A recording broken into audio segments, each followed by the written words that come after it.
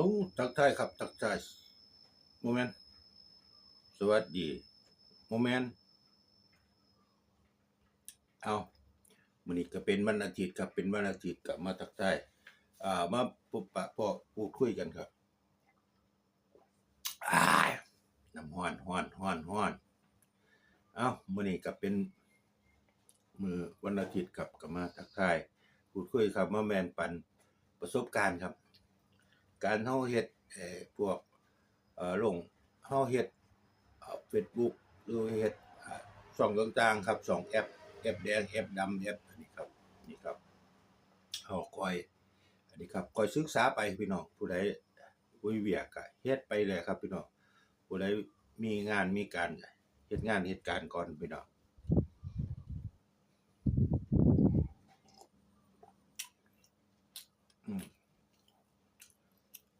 ตอรี่ก็อย่าให้ไปมีเสียงเพลงเด้อพี่น้องมือใหม่แฮะสำคัญครับมือใหม่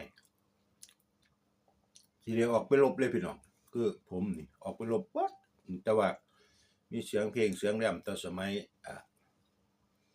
ท่านได้ผ่านน่ะพี่น้องท่านผ่านแล้วก็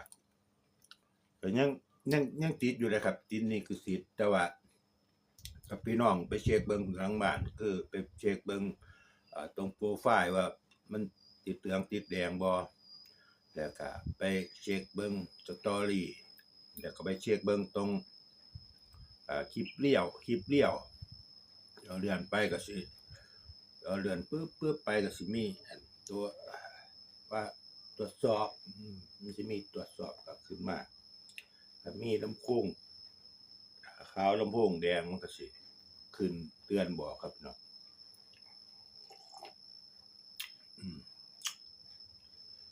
แล้วก็รูป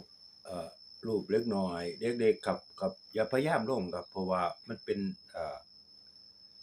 เป็นความละเอียดอ่อนของระบบเพิ่นครับระบบ Facebook เพราะว่าบางครั้งบางคราวมันสิอันเอาก็อย่าไปเอาลงครับระบบเพิ่นสิบ่มองเห็นว่าไปละเมิดสิทธิ์ของเด็กน้อยนะพี่น้องก็มาแบ่งปันให้พี่น้องได้เบิ่งได้ชมบ่แม่นว่าอันมันก็แม่นอยู่ครับคันมื้อใดระบบ AI ตรวจพ้อก็คือปั๊บคราวเดียวครับเพิ่นพวกมือใหม่บ่ผ่านที่ว่ามียอดแสน2แสนหลังบ้านบ่สะอาดนะพี่น้องหลังบ้านบ่สะอาดเด้อไปเช็กเบิ่งทางเช็กกับ